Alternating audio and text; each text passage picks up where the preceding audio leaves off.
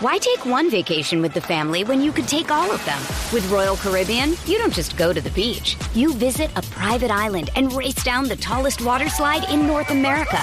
You don't just go for a road trip. You ATV and zip line through the jungle. You don't just go somewhere new. You rappel down waterfalls and discover ancient temples. Because this isn't just any vacation. This is all the vacations. Come seek the Royal Caribbean. Ships Registry, Bahamas. Drink it in, drink it in, drink it in, man. It is picked up by the Lions. Coming back right side, 25. Picks up a block at the 30. It's at the 40. Drink it in, drink it in. Drink it in, drink it in, drink it in, man. Rolls to the right. Stafford throws deep. Got a man out there. Enzo. Caught. Touchdown, Detroit Lions. Marvin Jones.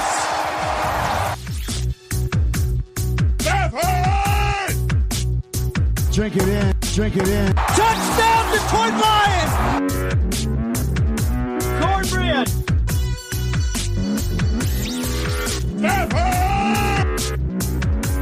Drink it in, drink it in, drink it in, man. Detroit Koolaid. Detroit Koolaid drinkers. We are back here on a Wednesday, and last time I checked, it's game week.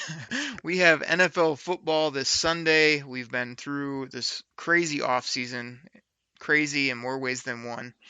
And we're here to talk Detroit Lions football. So last week we did our solo shows. You guys got a bonus fantasy football show from me, so I'm sure you're all going to win your championship. And this week we are back, the Detroit Koolaid Cast, pouring it out for all of you with Grifka. Grifka, hey, buddy. Hey, buddy. Hey, buddy. Oh, hey, buddy. What's going on, buddy? This is like that week where I always tell people, and I tell my kids, don't wish your life away. But this week just can't go get done fast enough to get to Sunday. So, so looking forward to a game finally. Live football. So, gosh, I'm so stoked for this. Grifka's stoked, everybody. It's a good week, but yeah, I feel the same way. I mean, I feel like our team has hasn't had any of those major injuries. Knock on wood if you're with me. Isn't that what John Gruden says? But we're rolling. The team's ready to go. Nobody really knows what to expect, what we're gonna see. So I'm excited about all that. And like you said, in less than 2 days from when we're recording here, we'll actually have an NFL football game to watch, and then Sunday our Lions hit the field. So cannot wait for that. Today on the show, we are going to kind of talk about the cuts. I mean, Grifka, like I say, being away for a week there, we just need to dissect kind of what the Lions did with their roster, the good, the bad, some of the head scratchers, as Grifka would say.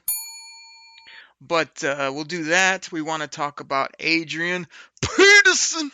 He's a Lion. I'm sure Grifka has some takes on that. If it's not similar to mine, of course, I'll beat him up for that. And Grifka, you know what the people want on this show, don't you?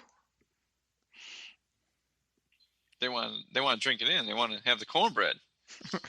Well, I mean, of course they want to do. I mean, I don't know. They want to do this. Drink it in, man. Everybody likes the hot, right out the oven, crackling Cornbread! But Grifka, you know what else they want? What's that?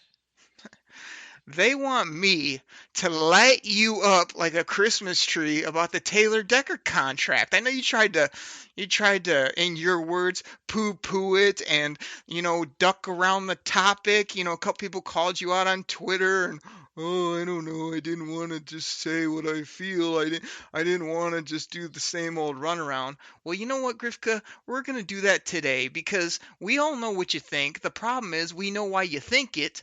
And it just shows that you don't think. So we're going to talk about Taylor Decker's contract. You're going to just say he sucks a million times. And I'm going to try to break this down for you where you can comprehend it like a normal human being. So that's what the people want. I mean, as much as they want the Kool-Aid and the cornbread, they want that. And so do I. Okay. I mean, so you got your people that agree with you and think that he's, Mr. Wonderful. And I got people who agree with me that think he's overrated and completely average. So, okay, should be a good debate.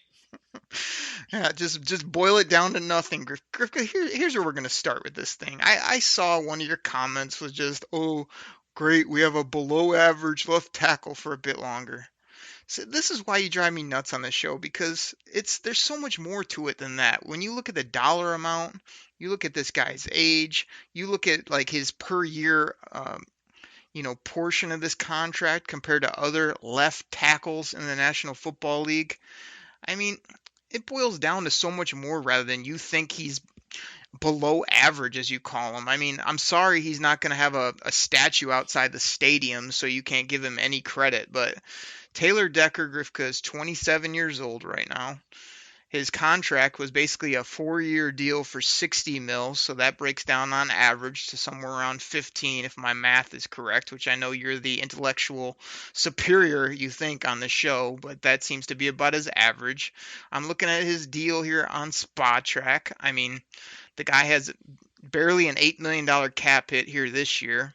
Then it bumps up to 14.5, then 16.5, and then settles in the mid 15s the last 2 years, with a voidable year, in either 24 or 25. I don't know exactly which, but they basically just tacked on that extra year so that they can spread the money out, which is smart by Bob Quinn. I mean, I don't see not only any issues with this deal. I mean, I just want you to enlighten me and all the people that think it's a good contract of why it's not, other than you don't like him. You're afraid he's going to choke slam you through the barricade at training camp, and because he's not, the greatest left tackle in the history of football. Go ahead.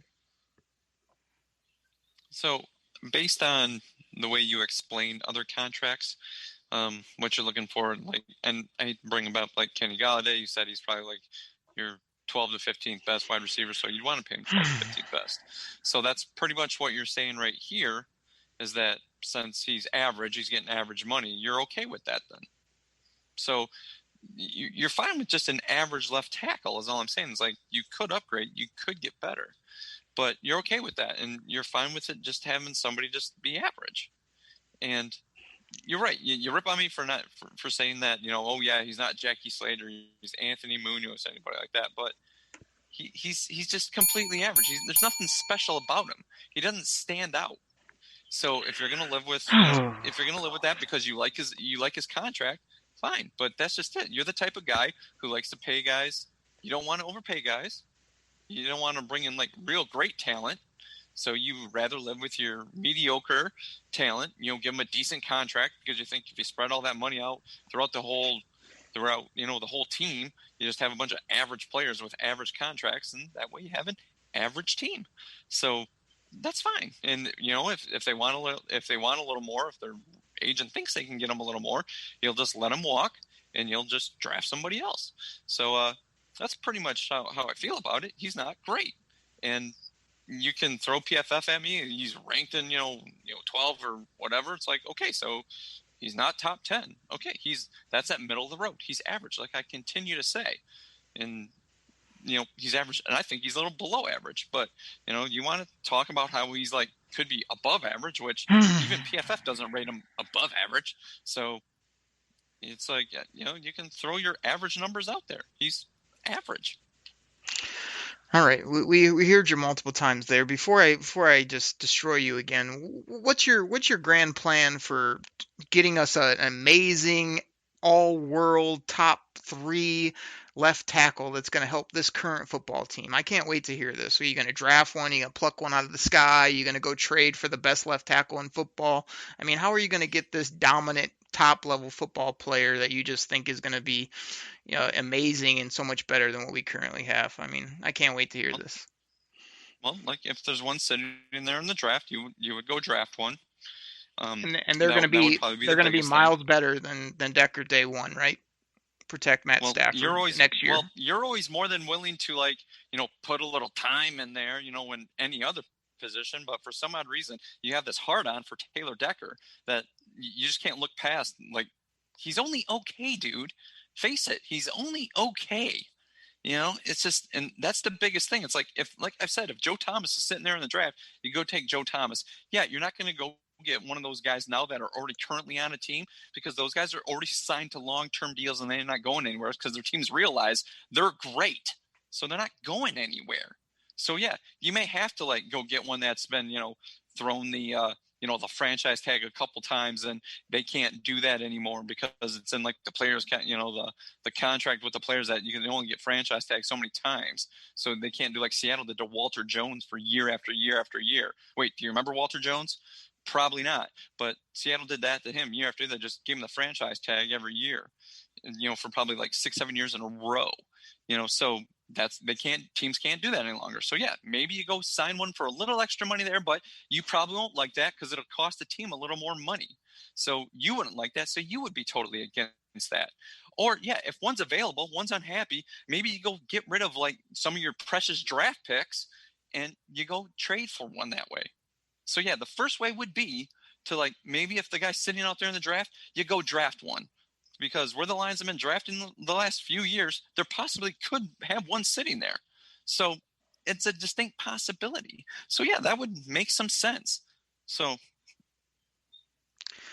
All right. Well, like I say, I can see this conversation's not going where I hope it to. You're getting ultra defensive, which I kind of expected, but I'll give some more points just to prove my point why people like this signing. Again, this guy's basically you just throw his records, his stats, his PFF ratings out the window because they mean nothing to you. But last time I checked, looking at Taylor Decker's ratings throughout his career, I mean he was great in 2016. Everything's above 80, which is more than above average, or whatever credit you give this guy. He settled in right in the mid to upper 70s the rest of his career, and we both know he struggled through an injury for a year.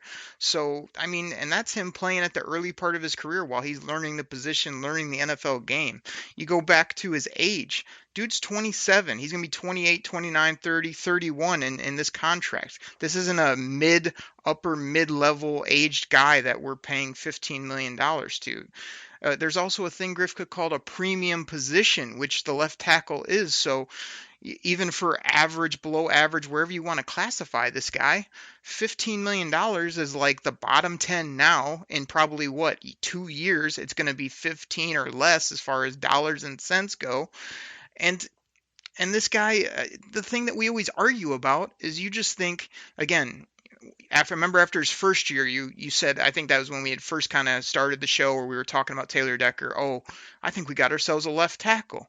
Okay, the next couple years he doesn't blow your doors off, so you just write him off and want to do your gimmick to make yourself or all the people entertained when really it's not what's happening on the football field. The guy had tremendous play the end of last year, yet you wouldn't acknowledge, that he's out there playing really good football, except the one time you see him get run around. And I'm just looking at it here of this guy loves being here. He's a leader in the locker room.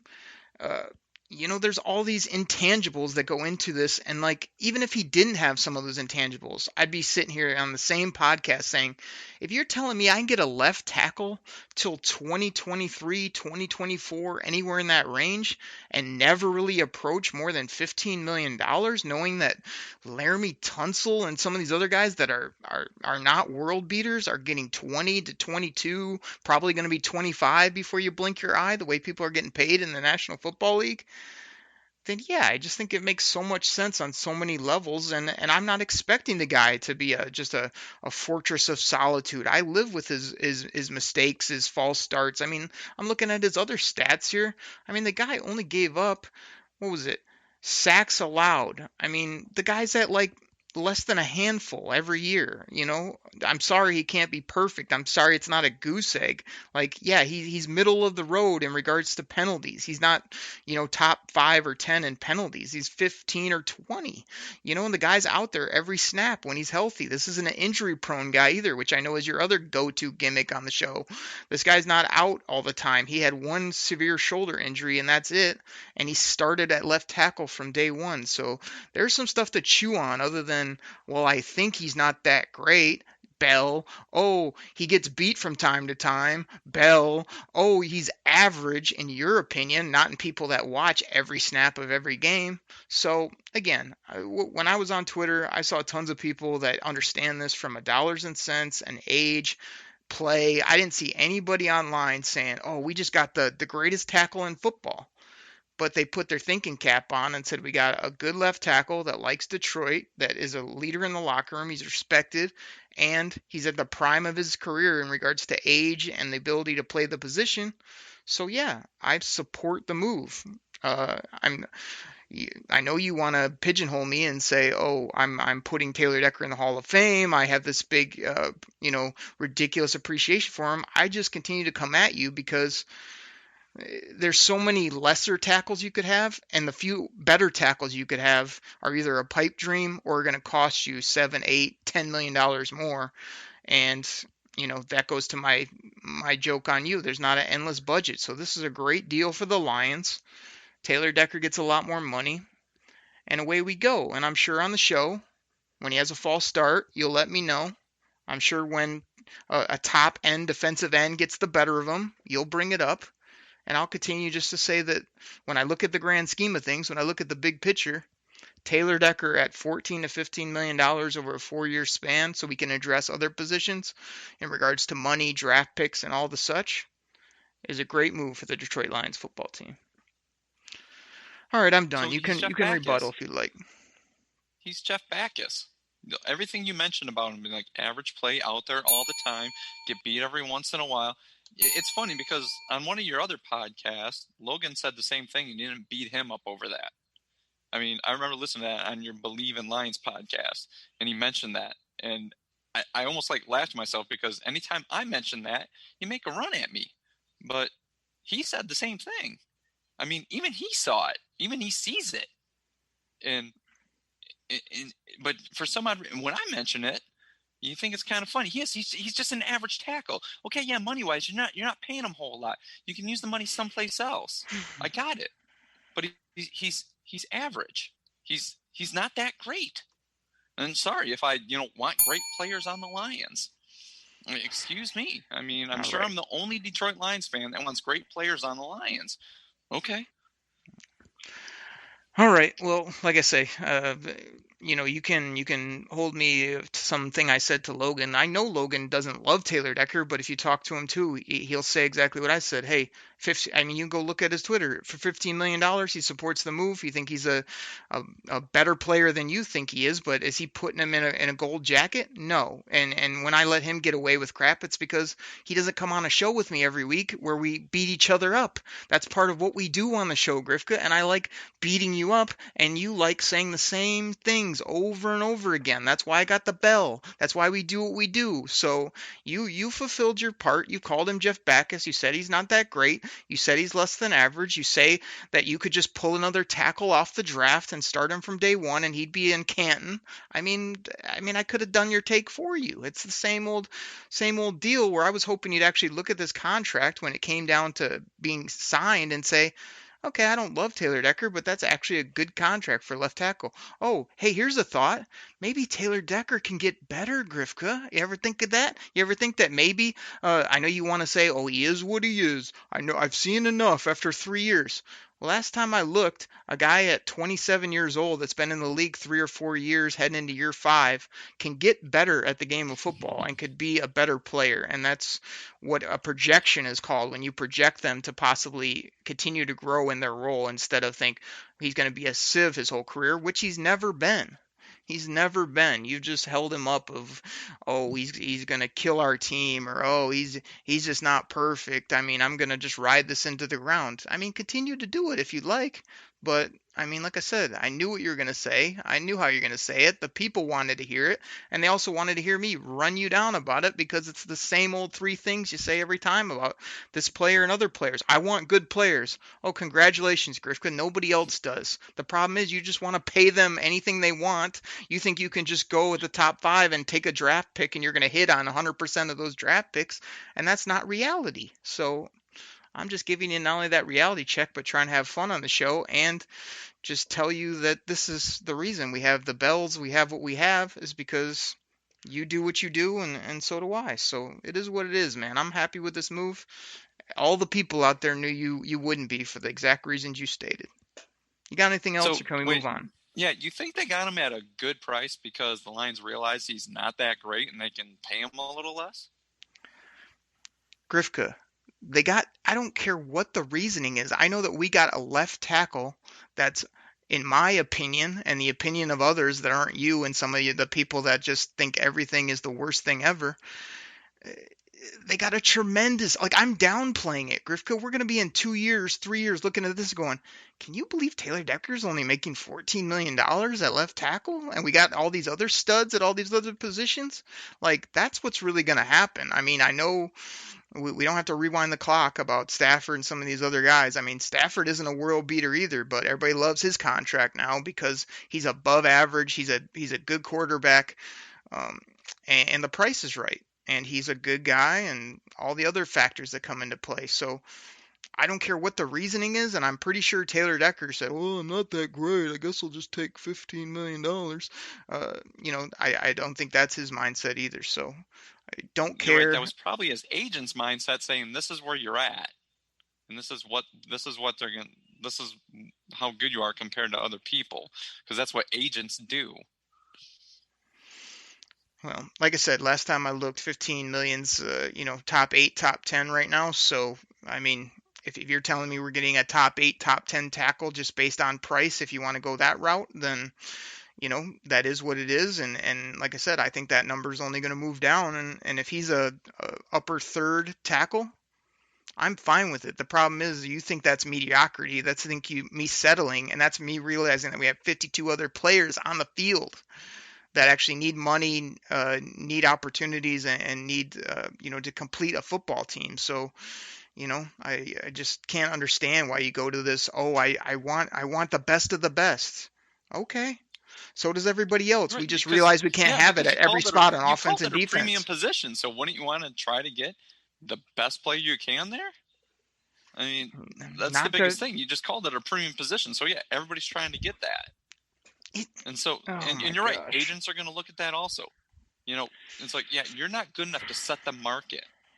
Okay, so yeah, they got him, in a year or two, when his salary drops, he's going to be in that middle of the road. I mean, that's what agents do.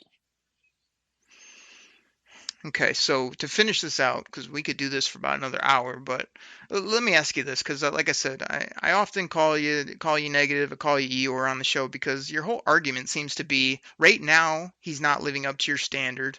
They paid him as I don't know what if you're either justifying it's overpaid or you're saying he's paid justifiably for his talent, but I think your assumption is that from here on out, he's just going to continue to be where he is or lower, instead of realizing that you could pay him now at his current position, wherever you want to put him in the ranks of left tackles, and that he's not going to outperform that by any means at any year, any point in his contract. I think that's where we lose each other, is that I'm not saying he's going to turn into a top 5 guy. But I'm not sitting here saying you paid him as a top 10 right now, and he's going to fall to the 20s before I can even blink or before we can get out of year 1 of this contract. So I think that you just don't ever give credit that the guy could outperform your expectations. You've settled on where he is. He's only going to get worse, and you're only going to continue to hate him more. I think that's where we're at with it. I wouldn't say that, but I believe your coach, the one that Matt Pat, is the one that said, was it? Oh, he's my coach. See a guy for what, 2 years? 2 years, and he knows what they are. I believe is what he said. So, I mean, Taylor Decker's been around for a little bit. So you're right. My 4 years. He is what he is. 4 whole years. Just lock him in. That's the best he's gonna get. Everybody. 4 years of football. He's done, especially at left tackle, where he can play into your mid-30s. Right. He's not turning into Jackie Slater or Anthony Munoz at any time of year. And I know you've never seen greats, but go ahead. I mean, like I said, you're okay with average. You're fine with that because you got to pay 52 other guys. Okay, got it. All right, everybody. We'll leave that there. I mean, that's going to be the go-to for Grifka, is that I just settle for anything, when really on the show I'm always trying to figure out how to get us better, and Grifka just continues to put me in that pigeonhole and doesn't realize that if you're pulling the strings at GM, you're not going to be pulling left tackles and corners and wide receivers and quarterbacks left, right, and center to be able to have this all-world, all-pro, greatest of all-time football team that you think the Lions should be or that you think that you could create. I'm just here to tell you. So when we have a guy that you drafted and that's played since day one and doesn't kill the football team and is at a premier position and can help us long-term, and you get him at a crazy number like they did, yeah, I'm going to come on and support that all day long, despite him not being the greatest left tackle of all time. And that's not settling, in my opinion. That's being realistic about the game of football and understanding the roster construction and not having the two categories that we all know that you promote here on the show. So, we know what category he's in for you. We know that I'm going to support him, even though I continue to acknowledge on the show. I'll come on here if he gives up a sack, and I'll call him out on the show. But I'm pretty sure I'm going to go multiple weeks where we won't even talk about him because you won't notice him. He'll be doing his job, and that's really what I want from my guy over there protecting the blind side. Can we move on now? Sure. Yep, no problem. I hope you enjoyed that, people. I knew Grifka was going to get salty. I mean, I don't know how many weeks we've come on the show where we have fun with each other and we do the same old, but I knew that was going to be it. But that's why I wanted it off the top, because everybody want to hear the Taylor Decker back and forth between Oakley and Grifka. There it is. You got it. What I want to do now is we're going to take a break for our sponsors, and when we come back, I want to talk to Grifsky, the waffle maker, the one and only, about the cuts. The Lions made some interesting cuts. They kept a couple interesting people. And because that rant and that back and forth went 20-some minutes, we're going to have to end the show with Adrian Peterson, number 28.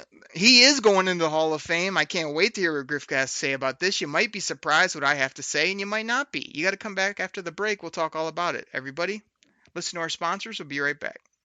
Why take one vacation with the family when you could take all of them? With Royal Caribbean, you don't just go to the beach. You visit a private island and race down the tallest water slide in North America. You don't just go for a road trip. You ATV and zip line through the jungle. You don't just go somewhere new. You rappel down waterfalls and discover ancient temples. Because this isn't just any vacation. This is all the vacations. Come seek the Royal Caribbean. Ships Registry, Bahamas. Detroit Koolaid drinkers, what's going on, everybody? Fun part to start the show, a little intense. Grifka's a little upset over there. I don't know what his deal is. He might have had too much salt before the show. But we are in game week on Friday here on the show. We're going to be talking about the Chicago Bears. You know who the Chicago Bears are, Grifka? Yeah, you mean the Masters of the Midway with Mitch as their quarterback? Oh, they're these guys. The Bears are what we thought they were. What we thought they were. Bullshit. The Bears are who we thought they were. That's why we took the damn field.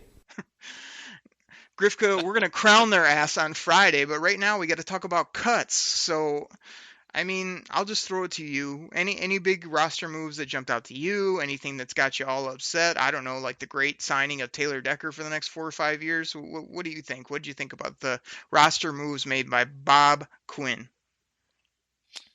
Well, I guess the one that is kind of sticking in my head is the Richard Huntley. I know none of us knew him on draft night, and you went back, did a little more studying. Jason Huntley. Oh, I'm sorry.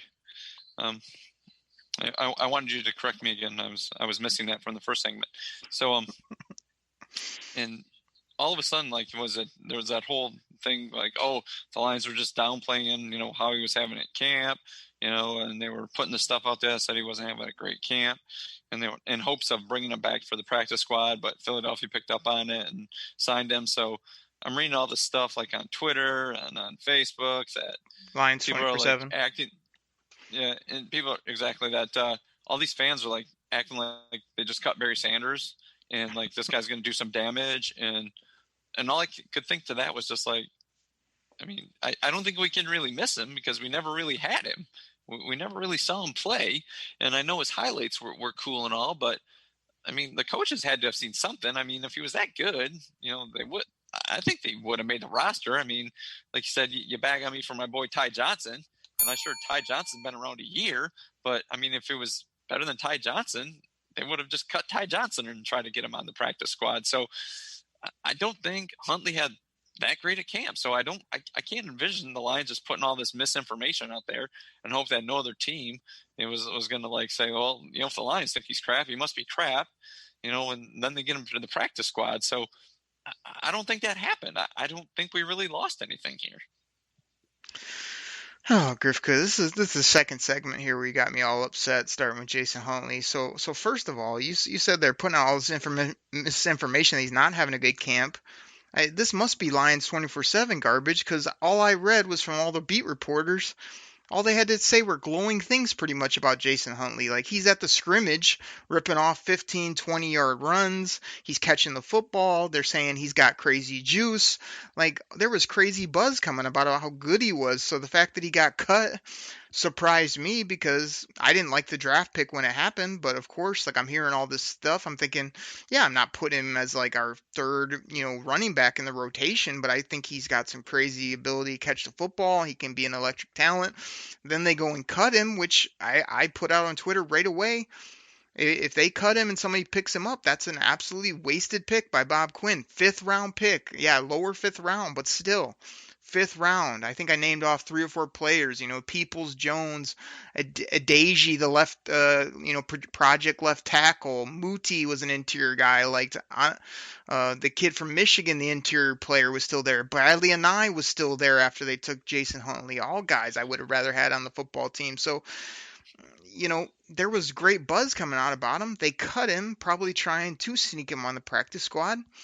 And yeah, the Philadelphia Eagles snagged this guy up, because what do the Philadelphia Eagles do? They have Miles Sanders, they have Boston Scott, and now they have Jason Huntley, who are all these little scat backs that can catch the football and spread out defenses and cause havoc. So I don't expect Jason Huntley to be, that great, but I do expect him that he should have made the team, and you should have had him on here and given him a little more opportunity. So this is a huge swing and a miss by Bob Quinn. Even if Jason Huntley's just a flex rotation type player, it's still a horrible move to not even keep him around more than a few weeks in training camp. I mean, it's brutal. I thought that was a horrible move, even though I'm not putting the guy in the All-Pro Hawaii game this year. It still would have been better to keep him than to just give him away for nothing, for no reason, basically. I mean, why? So you could keep some of the other guys we're going to talk about here, like, Matt Nelson, Elijah Lee, your boy the Windsock, Mike Ford made the team. I mean, get rid of Mike Ford, sorry ass. Nobody's picking him up, and keep Jason Huntley. I mean, gosh, it just makes no sense to me. Mike Ford was on like injured reserve or something like that. Yeah, but he made the team originally, which got Huntley booted off, and now we don't have Huntley, and now Mike Ford's on IR, and Mike Ford sucks anyway. He's always 3 steps behind everyone in coverage. It's just stupid. I don't like him either, but so I'm saying it makes no sense. I don't like him either. So what the hell's Bob Quinn doing? It's a horrible move. So you cut a running back to then keep a corner that you then put on IR. I mean, and you kept Matt Nelson, a guy who used to play on the defensive side of the ball, a project tackle. I mean, gosh, this is the 2020 NFL. You have to spread people out, throw the football, have a guy that can run and catch like Jason Huntley could. I mean, even if he's a 4-5 running back, he's more valuable than some of these other scrubs that we kept. Ridiculous. So Jason Huntley could be cut by the Eagles in a few weeks, and it wouldn't surprise me. What I'm saying is that a 5th round pick, again, not to get in a big old rundown with Grifka about contracts, but if you go look at it, he's signed up for 4 years at like probably $700,000 a year. I'm pretty sure he making a few catches, a few runs, maybe a few gadget plays would have been more worth it than keeping Mike Ford around, who we just have seen that he can't play. I don't care if he's a hard worker. I don't care if the coaches like him. I've seen him consistently get beat in the slot, outside, wherever he tries to play. So we're done with that experiment, So it's like, it's got to be roster construction where they thought, let's just get rid of Huntley and we'll pick up Peterson, who we'll talk about, which, yeah, Peterson's going to help you right away. And he's got a better track record, but he doesn't have the skill set that Huntley has, which is probably the reason we all thought you drafted him at pick 173 overall. And then you just say, hey, thanks for your 4 weeks of camp, and then boot him. I mean, Just I don't understand how you could waste picks like that when there's so many good people on the board. I'm just looking at my board right in front of me. I mean, there's 10 players you could have had that all made rosters, and instead you took him and sent him packing before you, like you said, before he even did anything. So anyway, you got me all hot over that. Tell me why Elijah Lee is on the team. Oh wait, I know. Special teams is so important, Griff. It's a third of the game. It's what wins and loses football games. Or maybe we could get any other stiff to run down on kicks half the time. Elijah Lee is just a low level linebacker to me that is a dime a dozen, you know? Uh, Daryl Roberts, I mean, anybody could start for the New York Jets at cornerback. I mean, okay, great. We got a fourth or fifth, backup cornerback that played a few games last year. Congratulations, I'm sure that's going to get us up over the hump. I mean, I agree with you on Lee. You're right. Those guys, you can just reach your hand in a bucket and grab them out into the exact same player. Roberts, I think I'm going to disagree with you a little more on that one. I mean, a guy with starting cornerback experience. I mean, I know you ripped on him for playing on the Jets, but still, I mean, like you always say, you can never have too many defensive backs, and I believe Roberts is better than Mike Ford.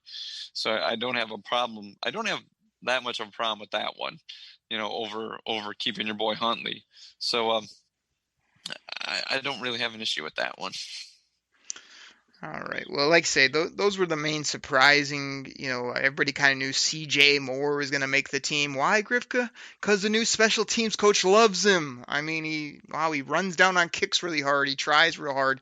I think I heard a big interview. Grifka, he's great in the punt protection game.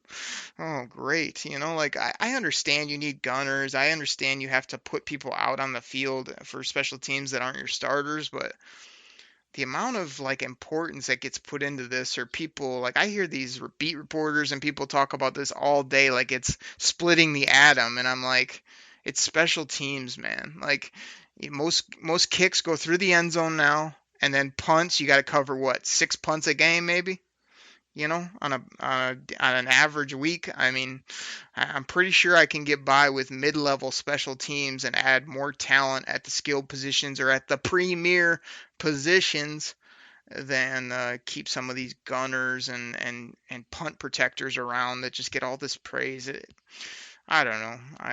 I get it, but I don't get it. So it is what it is. What's that mean? It means I get it from like a people can tell me, oh, it's roster cut. You got to have so many of these, you got to have 2 good gunners, and you got to have, guys that are just not going to be your stars that are on special teams. Yeah, I understand that. But what I don't understand is every year we're doing this where you're keeping McCray, you're keeping Elijah Lee, we're keeping CJ Moore. Who was the other one? Miles Killebrew. I mean, next thing you know, I got 6 guys already that are quote unquote special teamers only. I mean, what are we trying to have? The greatest special teams of all time? I mean, I'm pretty sure that's not going to win us a Super Bowl. So, don't know. So you're unhappy. So you're unhappy that those guys are on the team. You get it. You're not happy about it. You would have got rid of all those guys, but then you would have kept Jason Huntley, who would have been your 5th or 6th running back and been a special teams player. I don't get rid of all of them. I get rid of the ones that suck, like Mike Ford, and I could put Elijah Lee on my practice squad. I'm pretty sure there's not a bunch of teams clamoring for him. I can put Frank Herron on the team, who's an athletic, defensive end, defensive tackle that I think can do some more things for me than some of these guys that we just like to watch them run down on kicks. Like, we've been high on special teams the last couple years. How's that done for us? How many W's is that put in the column? Whatever. It's just like, I just looked at it and said, there was 3 guys or 4 guys I'd rather keep than Matt Nelson. Oh, great. You got a little bit better last year on the practice squad. Okay, great. Well, go spend another year on the practice squad. We'll catch you in 2021. I already said my piece about Mike Ford, Elijah Lee, as much as I didn't want to keep David Blau, you can keep another QB or another skill player instead of some of these guys. But instead, they just continue to harp on wanting to have the best special teams unit in the game. And I'm telling you, this year, I just count how many times there's fair catches. So it basically means, a fair catch is pretty much a non-special teams play, in my opinion. Okay, great. The punter did what he's supposed to do and got some airtime, maybe. But most fair catches are not a big play for special teams. Kicks out of the end zone, touchbacks. Count how many times that happens this year, and then come back and tell me that we need to have 6 special teams all-stars on the squad. Okay, I'm done. I just I'm have a done quick question. ranting So about this crap. you think you think a fair catch on a punt just comes from a punter getting airtime on the ball? I mean, go watch most of these kicks where the guy's standing at stand at the 10. Don't let the ball, or if the ball goes over your head, let it go. I mean, what does the do? The guy just kicks it high. These guys run down and get a wind sprint in, and the guy calls for a fair catch. That's the end of the play. I mean, I'm not saying me and you could do it, but that's the whole essence of a special teams player, that they can get off the guys blocking you, and they're fast enough to get downfield to force the guy to call a fair catch. So it's stuff like that, and being able to weave through traffic to be able to do that. I mean, I guess, like I said, I'm not a huge proponent of like, hey, special teams, you need it all, and I got it. But there's certain aspects of that game too that go into it. Why you need a few guys like that. And if your whole thing is keeping a guy who wouldn't have touched the field anyways at the running back position, unless there were some injuries, for a guy who's just going to be doing the exact same thing for the guys that you're ripping on who have been here, I don't know. Like I said, I don't think we can ever say we miss Huntley because we never saw the guy play, but to kind of crack on him because he would be doing the exact same things that you're talking about those guys. Like I said, there's a couple of guys I totally agree with you. I got it. I understand. But there's a few of those guys I'm like, I don't have a problem keeping Miles Killebrew. I don't have a problem keeping Roberts. I mean, Elijah Lee, he's a dime a dozen. If he gets hurt, you go pick up another guy. It's the exact same thing. Ford, same thing. I know we saw those guys. They're they're not that great. I got it. But Huntley would have been doing the exact same thing the guys you're naming off are. So all these people acting like, it's like, oh, we're cutting Barry Sanders. We're cutting, something great, something smooth. They're cutting, Shady McCoy or whatever. I mean, come on. It's just, let's pump the brakes here. Grifka, I couldn't get to the trigger quick enough, but this is for that's not that great for about the 8th time. Now, first, and the other thing before we move on to Mr. Peterson, do you listen to me on the show, Grifka? Because I did the same thing. I told you that you can have a couple. The problem is you can't have 6 to 8 of these guys on the football team. So do I want Nick Fairley running down as a gunner? No, I know you do, because then he gets hurt and you can talk about it for the next decade. But I want guys. I want a couple good gunners and a couple guys. I don't know, maybe on the interior, but. You act like I said I didn't want any guys to play special teams ever. I just don't want a plethora of them that take away talented football players. And don't kill Jason Huntley, because you obviously are reading 24/7 that has no clue what they're talking about. This guy has ability, speed. You can't teach speed, and he can catch the football as a running back. So he has a lot more talent than you're giving him credit for. Just because you haven't seen him for 2 years and he didn't catch 80 balls this year to impress you doesn't mean he doesn't have a special skill set in the league that, I don't know, is better than Mike Ford. So it is what it is. I'm played over 2 it. different positions, man. He would have been stuck on a depth chart behind a running back, and they played 2 different positions at that. Like I said, he would have been a special teams player, and they obviously thought Jamal Agnew was a better punt returner and kick returner than what Huntley was going to be. So okay, great. And how did J.D. McKissick do last year in the Jason Huntley role? He made a bunch of plays when he got an opportunity, didn't he? Jason Huntley's faster. He's younger. He's a better even catcher probably of the football. And instead, we got rid of him to keep Mike Ford, Matt Nelson, Elijah Lee. That's what I'm trying to tell you. If you listen, can we talk about Adrian Peterson? We got to get off the show. I'm getting sick of you today. Yeah, we can do that. Peterson, what'd you think? Hello? I think he'll be a great mentor for Kerryon Johnson and Swift, and for people saying that he's just there as an insurance policy. If Swift is injured a little longer, Bo Scarborough's injured a little longer, or Kerryon Johnson, gets injured again, I don't think Peterson could ever be, the bell cow running back that everybody's looking for. He's not, I realize he put up some good stats with the Washington Football Club, last year, and carved, some, good playing time out on that team. But, I think that he's brought in to get that, for them to squeeze the last little bit of football talent out of him and to be a mentor for the Lions' young backfield. Grifka, you know what you're doing today on the show to me? You know what you're doing? What's that? That drives me freaking bonkers. Grifka, can Adrian Peterson play? I don't want to hear about all this other ridiculous stuff. Is he going to make plays on Sunday or no? No. He's maybe going to get, I'm thinking maybe 200 yards and maybe 3-4 touchdowns. Grifka, you know what you're doing to me on this show? That drives me freaking bonkers. Grifka, Adrian Peterson, you hear me come on this show all the time and say, you need young guys, you need low contract. What's my go-to? Did you see the contract Adrian Peterson got? You know what it is? That's pretty much the veteran bottom barrel contract is what it is. It's cheap, exactly. He's productive, which is good. He's a physical freak.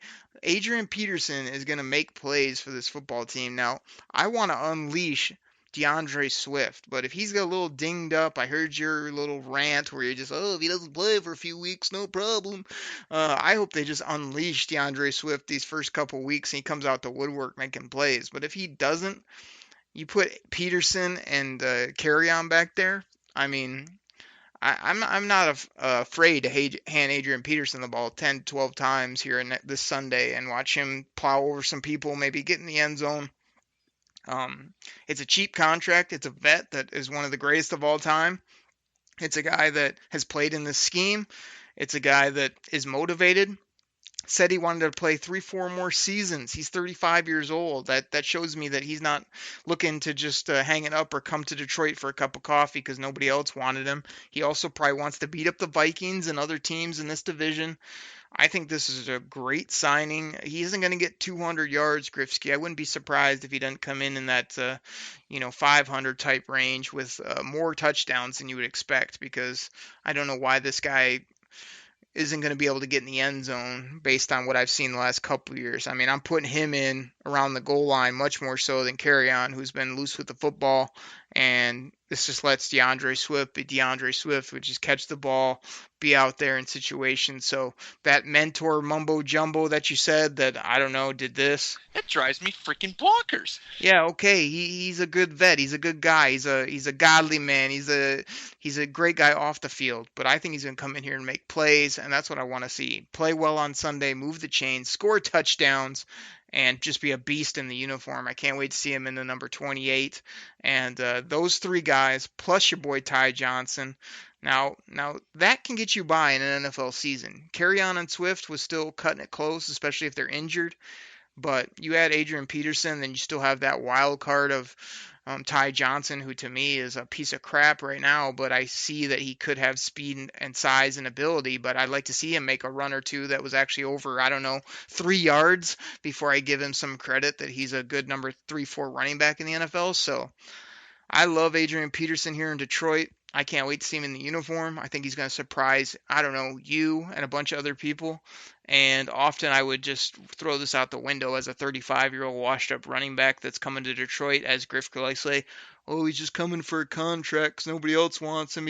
He's going to leave Detroit and then die. Yeah, I don't see that happening. Not with a guy like this, with his pedigree, his physical ability, and the fact that he's threw up over 900 yards last year on a horrible football team. I'm pretty sure he can come here and be used in certain ways and help us win ball games, which is much more important than stats. I think we argue about that every week. So I love this signing. I think it's going to be good, and glad they did it for depth, mentorship, but also because he's going to make runs that are going to have us out of our seat, and he's also going to score touchdowns, and that's going to be very important for the Detroit Lions. If it happens, cool. But I think they're going to want to get their young backs the ball, and he's here to mentor them. That's just my opinion. That's his opinion. We've heard Grifka's opinion on a lot of things. I hope we entertained you today. We tried to have a little argument. We knew you guys wanted to hear that. I love getting after Grifka, hearing him get all salty and mad. That's kind of my favorite thing on the show. And at the end of the day, we both love the Lions. We love doing this podcast, and we love, doing this. Drink it in, man. Serving up that Detroit Kool-Aid, everybody. Check us Friday. Grifka's going to have some horrible questions. We're going to talk about Chicago Bears. I'm going to rip the Chicago Bears apart. We're going to give score predictions. I'm going to tell you why the Lions are going to treat them like a dusty rug, as Grifka often says, and it's going to be a fun show. So I can't wait till Friday to talk all things Lions, all things Chicago Bears, and then a couple days later, we're going to be playing football, Grifka, on Sunday at 1 o'clock. So I can't wait. Everybody, I know you want to know this before we get out of here. Grifsky, Waffle Maker, Taylor Decker, hater of all haters. Do you have anything else for the people? Nope. Oh, good. I'm so glad you didn't, which you never have in the history of the show. But if you would have had something today, it was going to be another 30-minute argument here on the show if you would have mentioned Taylor Decker's name in vain. Because, I mean, you've driven me bonkers. It's been a crazy show. But Grifka has nothing else for the people. But we will have tons for you on Friday right here on the Detroit Koolaid Cast. Take care, everybody. We're out. Pack the bag, start the plane. This game is over. It is over. What a comeback by the Lions. Drink it in, man.